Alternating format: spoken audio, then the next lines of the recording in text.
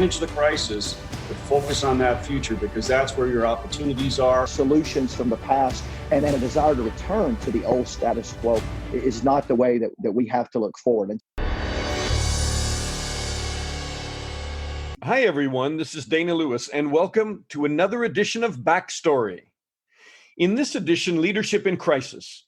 And we surely have a crisis that's being compared to challenges in war, a world pandemic, crippling economies, devastating businesses big and small. Now, I've covered a few wars in Iraq and in Afghanistan. And as a reporter for American TV, I was embedded with the 101st Airborne Division in both those war zones. And I was amazed at commanders' abilities to organize, execute, and reconfigure battle plans on massive and ever-changing battlefields, to work through a crisis no matter how daunting while under fire. Now, fast forward 20 years later, and it's no surprise, big corporations employ those ex-commanders. Call in the airborne cavalry, cowboys over Iraq, now transform from the battlefield to the boardroom, because they are remarkable leaders who can see through the fog of war, even a war against a pandemic. If you're running a business, how do you plan and pave the road forward? Let's listen. All right, joining me now is Jeff Schloesser, the Executive Vice President of Bell Helicopters. Jeff is a retired Major General with a distinguished 34-year military career to include commanding the 101st Airborne in Iraq and also in Afghanistan. And Jeff was Deputy Director of the National Counterterrorism Center and was the first director of the War on Terror Planning Office within the Department of Defense following 9/11. Hi, Jeff. Hey, how are you today, Dana? Very well, and we'll say hello also to Jimmy Blackmon, the author of Pale Horse, Hunting Terrorists in Afghanistan, and most recently the book Cowboys Over Iraq, and I love that title. It's about leadership in the airborne cav over Iraq. Jimmy is a combat veteran, and he lectures extensively and is very valued on any topic on leadership. Jeff, first over to you. I mean, we're in a crisis like no other. It is surely a time for toughness and true grit and guts and resolve, but it's also a very important time to be sober and wise about surviving this from a business perspective. Would you agree? I totally agree, Dana. Right now, the tendency for business leaders is to focus on the crisis, and you get into a tactical mode, just trying to manage it. In fact, what leaders have to also do is try to understand what is the future opportunities and challenges, and then plan for that future. And it takes a balance. And a very difficult balance. Jimmy, I know you're a gutsy guy. You're a combat vet of the skies. And, what are you telling business leaders and professionals right about now? Yeah, so the challenge has been they're having to lead remotely now. One of the big challenges is how they communicate, prioritize, and focus their people when they can't huddle them in a room necessarily. It's amazing how many people have become proficient using virtual means such as this now out of necessity. Of course, a crisis like this forces us to learn a lot about ourselves, and businesses are learning a lot about themselves and leaders and how they can connect and align their folks while not being able to huddle them up necessarily. So over communicating and being very clear and specific in priorities, not just today and how they're handling the day-to-day priorities in their business, but how they're going to emerge from this and seeking to leverage opportunities. As a news correspondent, I mean, I was in Afghanistan, probably a couple dozen times, and probably one of the highlights for me is flying in a Black Hawk helicopter with you, Jeff, over areas of peace, but also of war. And we talked about the surge in violence and the Taliban attacking all over the country. You had how many soldiers under you then?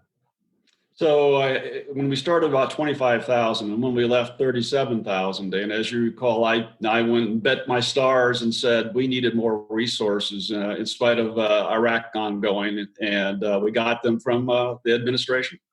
The pressure, if you can compare it to what people are going through today, it must have been enormous. Did you just soldier on, or do you keep adapting strategy and to a rapidly changing and complex problem, much like a pandemic now? Yeah, so exactly the point, Dana. So we would soldier on, and I would have a small group, we call it a current operations, and Jimmy knows this well, that would focus on what happened that day and then how it would change that week. But I also had a team that was focused on what we call future planning and future operations. And I met with them all the time to try to understand what we were going to do in the coming couple of weeks. It's critical that business does that same type of thing. In other words, manage the crisis, but focus on that future, because that's where your opportunities are. But it's also where you can really screw up if you don't make decent plans for it. Jimmy, you were also there in Jalalabad, I understand, close to the Pakistan border. And is there some parallel to flying combat missions and fighting now a virus that is grinding nations into financial ruin and killing people? Well, I think the ever-changing situation is a common theme. They're calling this the age of disruption, and our business battlefield. It's the rate of change that seems to be so different. If you could humor me for just 1 second, knowing we were going to do this, I went and looked this up because Jeff and I have had an opportunity to discuss this in December, not this specific, but this topic. And this kept coming back to me in December of 1862. Abraham Lincoln wrote a letter to Congress, and this is just a couple of sentences from that. He said, "The dogmas of the quiet past are inadequate to the stormy present. The occasion is piled high with difficulty, and we must rise with the occasion. As our case is new, so we must think anew and act anew. We must disenthrall ourselves, and then we shall save our country." And I think this time is demanding that leaders think in a new way, address problems in a new way, perhaps the solutions from the past, and a desire to return to the old status quo is not the way that we have to look forward. And so I'm encouraging guys to think of, Einstein, we don't solve our problems with the same way of thinking that created them. We have to think anew. Jeff, you're at Bell. You sell military and civilian helicopters all over the world, including China. Has your business model just flipped upside down? And then when you listen to Jimmy about, weathering a new storm and doing everything anew, I mean, in practical that sounds great philosophically, but in practical terms, how do you implement something like where you just start your business almost from scratch and yet not? You're still selling helicopters. Yeah, so that's a great question, Dana. So let me give you a solid example. One of the things that we found out is that over the last 2 months, by working remotely, I call it a distributed workforce. In other words, we're distributed globally. But I like that. Yeah, but after we found that there are certain categories of our business where the productivity has actually gone up by a significant factor, right? So now we've got to embrace that. Generally speaking, we're not a company that would love to have people not work together. And generally we would keep them, at our workplaces. But in fact, we're reevaluating where does productivity really get enhanced by working, in a distributed way. That's just one single way of taking a hard look at what we've been challenged and say, you know what? We can save money on facilities. We can save money on a whole variety of other capabilities. But you must still scratch your head at the end of the day, all of you. And I know that there are some pretty big thinkers at Bell and some smart people. I mean, strategically, how in the world do you navigate all of this? For instance, you manufacture in China, don't you? We do actually. We sell in China and we train in China. So we're not involved in the defense community there in China, but we have helped establish the emergency medical service flight capability. And to do that, it was basically a green field, Dan. We had to go on in and we actually said, we got to train helicopter pilots because they didn't have any. And so we started a training academy there in China. And there's no doubt that in the future that we'll be doing, production potentially in that country as long as relationships remain. But you're absolutely right that, you have to grab hold of these opportunities. And so there's other things out there that we're going to be, saying, what, Bell can do this, and this is giving us an opportunity to get inside that kind of either a new field or a new capability. Jimmy, there's crisis management for you, right? In just about every company, in every country right now. Could you lecture on 5 steps of crisis management? Can you just kind of very briefly hit the headlines? Yeah, well, the crisis management, really, that model came about from the tactical need, and the model I used was one that we had in Afghanistan in 2005, where we oftentimes had multiple crises simultaneously going on, and so when we, who needs to be there, what are the roles, what tools do you use in order to manage the current crisis? Of course, this is all tactical. And then how do you maximize the resources that you have, prioritizing a limited amount of resources? Very few companies have unlimited resources. And so that kind of drove that model. But if I could just hit on something that General Schloesser said there, ideally suited to handle these types of situations with distributed workforce. I mean, his headquarters was in Bagram. He had forces all over the country. And of course, we were there together for a period of time in both Iraq and Afghanistan. I was one of his squadron commanders. And there were times we did air assault operations into Kunar province where we planned and briefed the mission using virtual means, a video teleconference. And I literally picked soldiers up from 4 or 5 different combat outposts to bring together on one mission with one objective.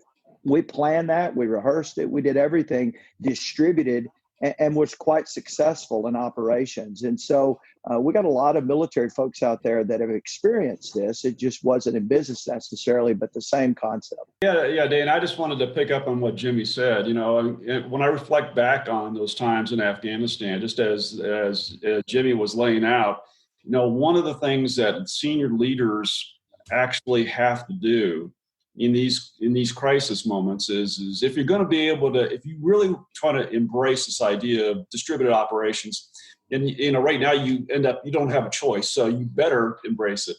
What you have to do is empower and then resource, and so empowerment, what I would do is I would initially establish, basically a line of intent between, like, say, Jimmy, who was a squadron commander in our toughest place. And I would go visit him, meet with his staff. He had a great intelligence staff and great operations. And of course, Jimmy's a very wise combat commander. But I would get inside his brain, he'd get inside mine. But then after that, I had to empower him. And it was very uncomfortable sometimes because we placed him in some really tough situations. But you have to empower, and then you've got to make sure they have the resources.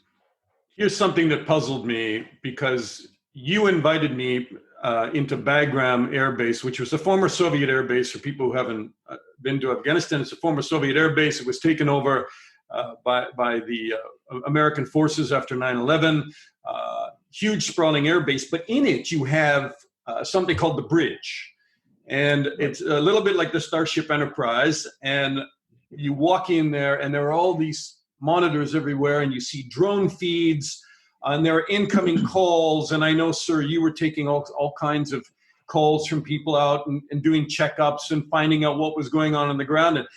And you did give me the tour and say it was an amazing way of keeping in touch and understanding the battlefield and what was going on. And yet a colonel leaned over to me when I was sitting there and he said, if you spend enough time in this room, much like a Zoom, a much more sophisticated Zoom.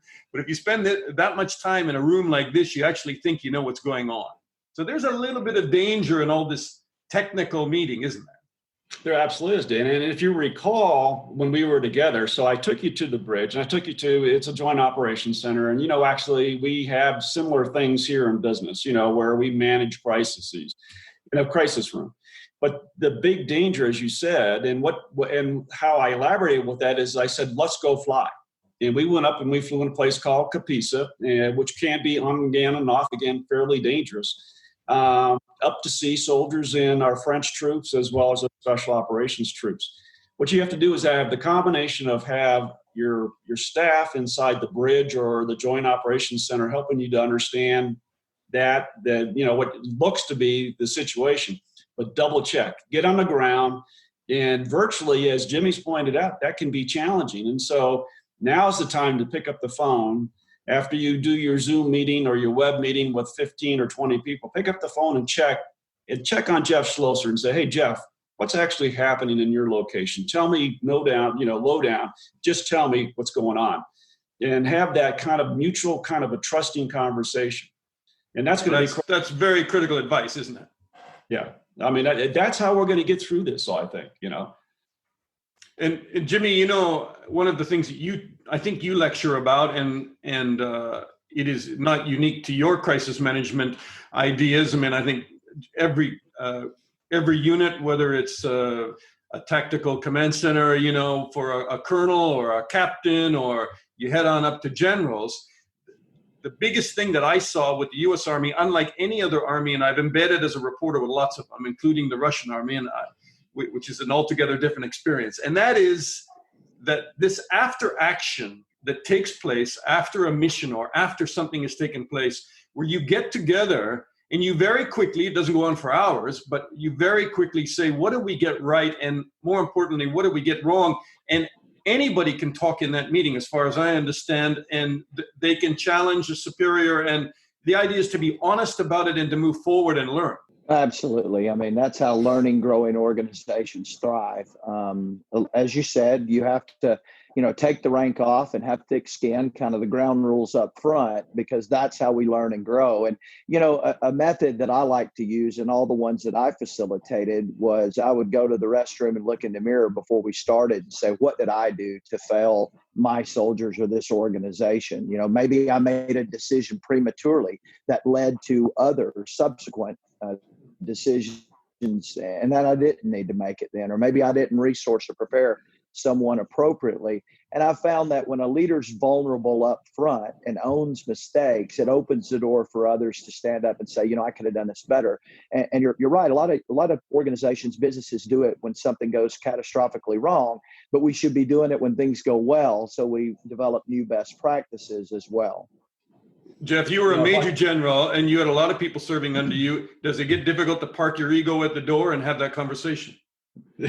Dana, you're probably absolutely right. The truth is, if you do an AER, and I've done many, both in business, but clearly in combat, if it doesn't hurt and it doesn't nudge you a little bit, then you're probably not getting an honest, assessment of your own performance. I mean, I came up, as Jimmy knows, started off in Air Cavalry, and then eventually, I started up blowing stuff up as a combat engineer, and then Air Cavalry, and then the 160th Special Operations, they have a reputation of just giving brutal AERs, where the youngest soldier can turn around and say, you know what, sir, you really screwed this decision up, and this is the impact that it had on the rest of the mission. And we took that into the 101st and all the outfits. Guys like Jimmy had it already in his background. And absolutely, you've got to park your ego at the door or in the bathroom, as Jimmy said, and really encourage honest assessment. And sometimes people are not going to give it to you unless you prod them, unless you really say, you know what, I know I made a mistake. Here's the mistake. And the people will eventually try to pile on. And you can eventually learn from that a significant amount that will help your business. If I could just add to that, because it's come up a couple of times in things that General Schloesser has said, it's important to have that person around you that'll tell the king when he's naked. I fought for what would be my COO, my S3, going as a brigade commander in Afghanistan. If it wasn't for John Campbell, I wouldn't have got him out of a fellowship in time. But I wanted him specifically because of his candidness with me. I knew that he would tell me what I needed to hear, not what I wanted to hear. And what a lot of companies are finding out in this crisis right now is who's truly important in their organization, what positions right now. And a lot of bosses, quite frankly, I think are being surprised at how little they matter, how their companies are really running in their absence very well. But we're seeing some of these key positions in companies emerge as vitally important. So then the question has to become, do I have the right talent leveraged against that position with the right resources and the right guidance? And so that's a very strategic way of thinking, of really looking at your business, both in the tactical and the future plans, as General Schloesser mentioned earlier. What are those vital positions, and are the right people in the right seat on the bus with the right portfolio, as Jim Collins would tell us? That's critical. If you're talking about the right people, then the right leaders What should leaders be doing right now? I mean, I've heard things like, big ideas and strategy, communicate that through the organization, overseeing implementation of big ideas. But big ideas have to be open to drastically upending the classic business model right now. It's you need a lot of courage right now in business. Yeah, let me pile onto that right now, Dan. I would say that one thing to pick up on is that when you're communicating, you're not just communicating, life is normal, or hey, I'm feeling pretty good about where we're at. You basically got to be calm and reassuring in times in which the chaos and crises really have upended people's lives. And you have to understand that privately their lives are also upended, not just their business lives. Absolutely. To do that. The big ideas, as we're talking about, some of them are actually internal. So, I mean, you pointed out, and so did Jimmy, you actually have an opportunity to identify some of your best crisis leaders. Not all of them will always be leaders. Let me take the example that in combat, you could find some natural born or learned leaders that were awesome in combat. If you took them back to the garrison and to a peacetime environment, they were usually bored, or maybe they were not as effective. I know Jimmy's written about a couple of those guys that we know that are close friends of ours. You're going to have that same opportunity here in business to identify those leaders right now that can lead in a crisis. And you need to make sure that you understand what you're seeing and then be able to place them in positions where they'll be able to excel as we move out of this pandemic. There are positions, by the way, where people who can do that in pandemics can also operate very effectively in normal times, but you have to be careful. It's very tough moving those people around, though, and making decisions that are affecting people's lives right now when they're already, as you say, under enormous personal pressure. Yeah, I was coaching an executive of a large company, and he had a direct report that had a lot of responsibility, and he was struggling, quite frankly, prior to the crisis. And he said, I want you to coach him as well. And we gotten to the point where I was unsure if he was going to be the right fit for the long run in this position. I did not think he had the talent and the skill set to do the job. And this crisis happened, and all I've heard are these raving reports from his boss about how he's just thriving in this crisis. And I reminded him of the same thing Joel Schloesser mentioned. There were guys that I was, before we went to combat, I was uncertain. The hair on my neck would stand up, when I give them a mission. And there were folks that I was certain would be my rock stars that I got over there, and I was a bit disappointed. So sometimes, it is the right environment that brings out the best in them. How do you keep good people right now? Yeah, I'll start off with that. And so right now, your best people or the good people that have been bubbled here to the top, you've got to give them a lot of responsibility and then empower them. And they will help your business, but at the end of the day, you're also helping them personally, and because that's how they're going to thrive. This distributed workplace that we have, the remote working, where people are working, especially if they're working from their homes in a singular way, and yet they're leaders. If they're natural leaders, they're going to feel very uncomfortable. It's extraordinarily hard to lead via Zoom or WebEx. It can be done. But, again, they're going to be uncomfortable. And so what you've got to do is you've got to encourage them, talk to them individually. Again, this is like talking to a formation when you use a WebEx in the military terms. In other words, it is a way of indirect leadership where I'm talking to a large number of people. You now have got to be able to, as a leader, pick up that phone and say, hey, Dana, how are you doing today? Let's talk about your family for 2 or 3 minutes. Everything going okay? And then transition into what your responsibilities are and how can I help you do that job better? And it's reaching out like that, I think, in a singular way. It's kind of like my battlefield circulation, or what Jimmy did on the battlefield as well, is you have to go check on those troops wherever they're at and see what their perspective is, and then bring that on back to your headquarters. How do you get back up off the ground in this horrible economic climate? A lot of people are going to lose jobs, and they're losing them right now. Take this down, just not from the big business executive, but right down to a frontline worker. or maybe a secondary from the front line who is suddenly going to get laid off, or he or she is not going to get reemployed. And you guys have had long careers, and you've I'm sure always looked far forward and wanted to advance and wanted to get promoted. When it took a right-hand turn, what kind of kept you going? And can I ask both of you that? Jeff, maybe you want to start. Sure. The first thing I think is being human enough to understand that you've got to have some empathy with everybody that's inside your organization, including those that look like you may just had to furlough somebody and it bothers you, it hurts you in the gut. And I had situations like that both in business as well as also in the military. It absolutely hurts. Try to put yourself in their shoes and understand it from that viewpoint, and then do what you can to try to mitigate or to help as best as you possibly can.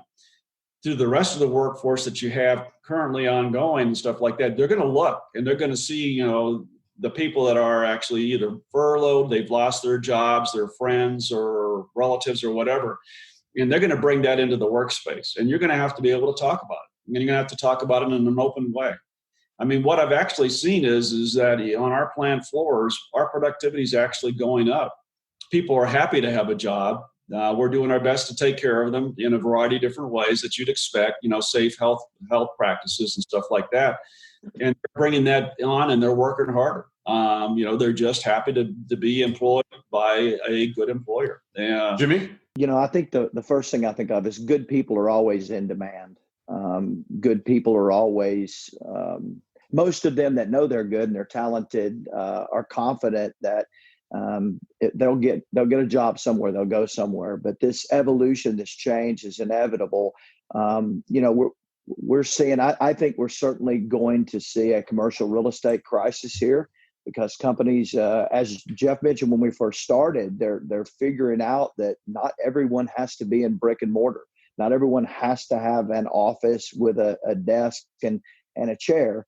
And so we're going to see an evolution. But look, we're constantly evolving and changing, and we figure it out. I mean, by 2016, our economy was 80.9% services. We transitioned from a manufacturing economy to a services economy, and jobs changed. People were replaced with automation, but people adapted and other jobs were created. And I think as leaders, we have to provide that positive outlook that yeah, it may look different. This new normal may be one that looks very different than it does today.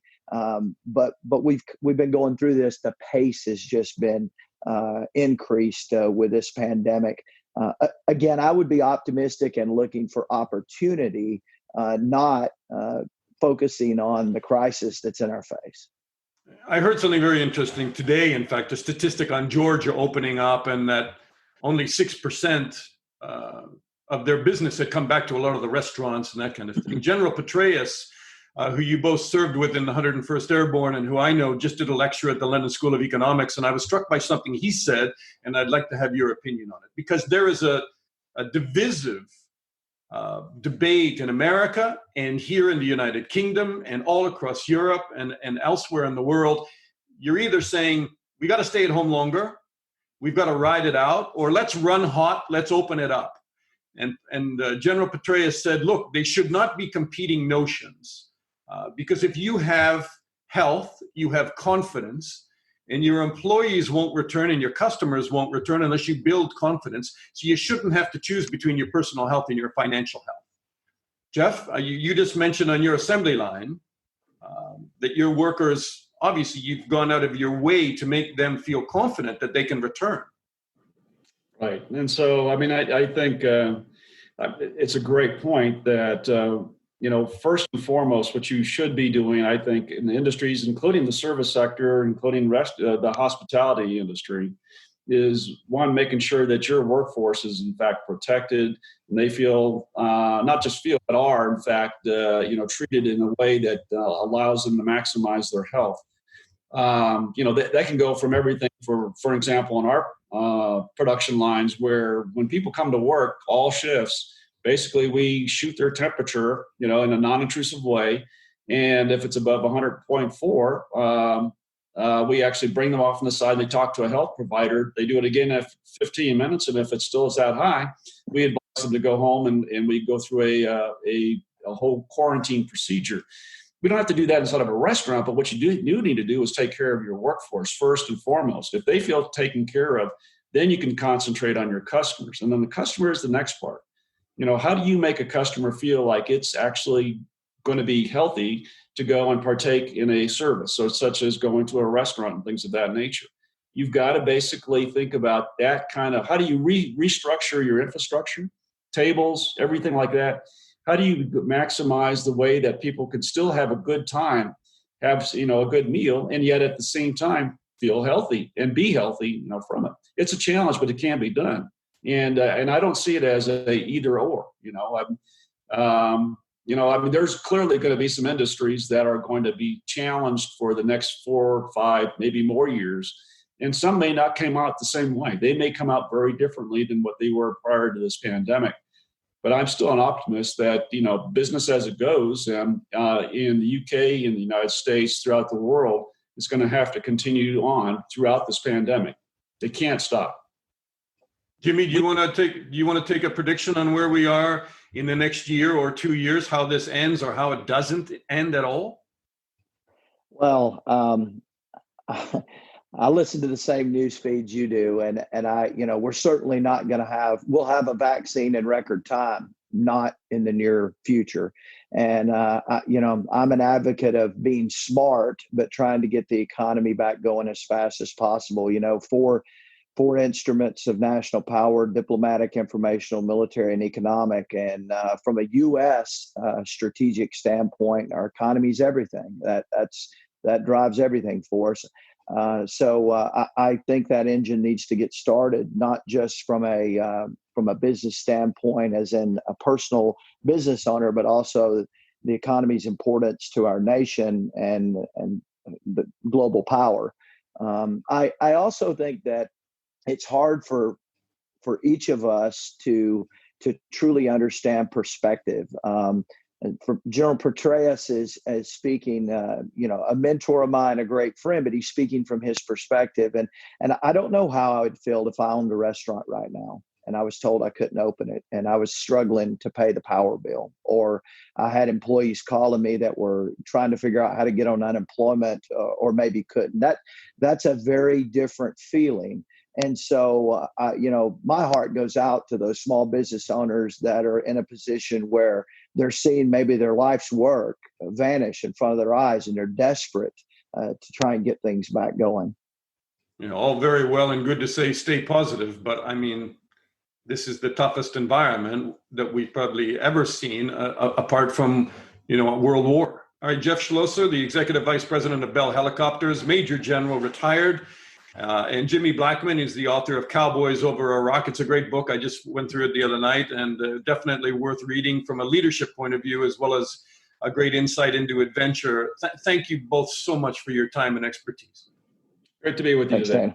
Thank you. And that's this edition of Backstory on Leadership in a Crisis. Please sign up to our podcast to listen to past and future episodes. And if you like Backstory Podcast, please let others know where to find it. I'm Dana Lewis.